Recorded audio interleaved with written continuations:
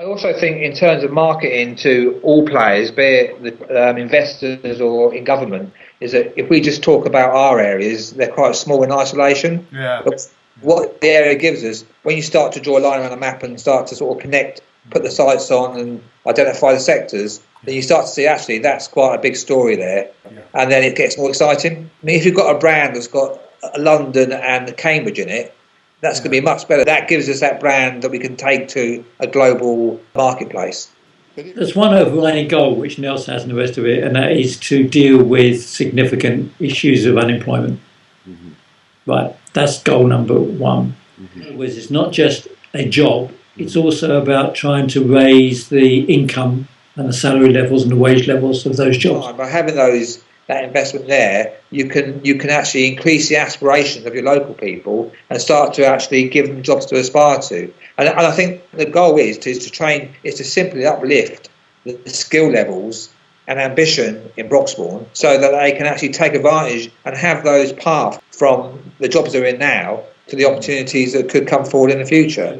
If you do something about, one, just pure jobs as opposed to being unemployed, and two, the skill levels and the income levels. We have ambitions to improve the educational attainment in the corridor and in this borough in particular. That issue of the early years and that lifelong areas, I think if you have a natural economic area, geography area, those arguments are easy to articulate. Okay.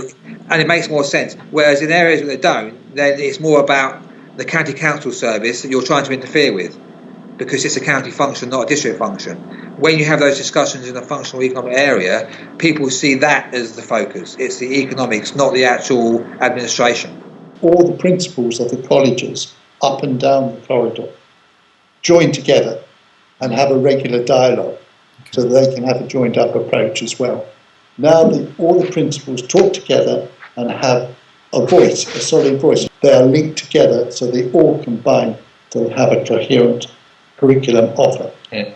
Most inward investment company now, what they want workforce straight away, and if you haven't got that, then they're going to bring people in, and they're not going to come. Attracting businesses that want to locate, to grow, to expand, and to increase their salaries and level will then underpin the socio-economic growth of the area. I think what we have got is an industry which appreciates us being open for business, because those industries are quite nimble at going elsewhere.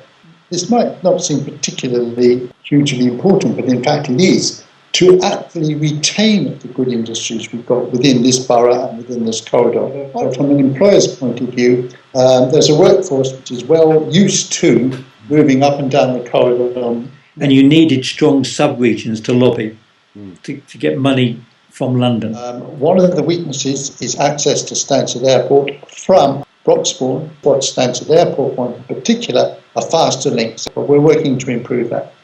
And that's one of the benefits of the Corridor Consortium Group, is that it can act as an effective pressure group. Because we now of a certain size and can punch quite substantially, because Enfield on its own is only one part of that, all of us together with those kind of branding therefore can get ministers to respond. They in a sense have no choice now except to work with us. That's what I see. One of the key strengths is you get a stronger voice, and you can actually be heard. If we've got major strategic projects, green projects, whatever they may be, is that we're going to try and run a kind of matrix on youth employment right across all of them. So any project will have a major youth element. We all recognise that we should be doing something to improve youth employment.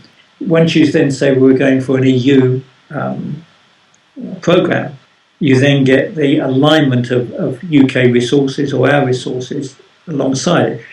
So that's one of the key roles of the partnership, is to actually articulate what our objectives and ambitions are. Our growth objectives are now much more articulated and shared. And actually have those conversations with investors and in government.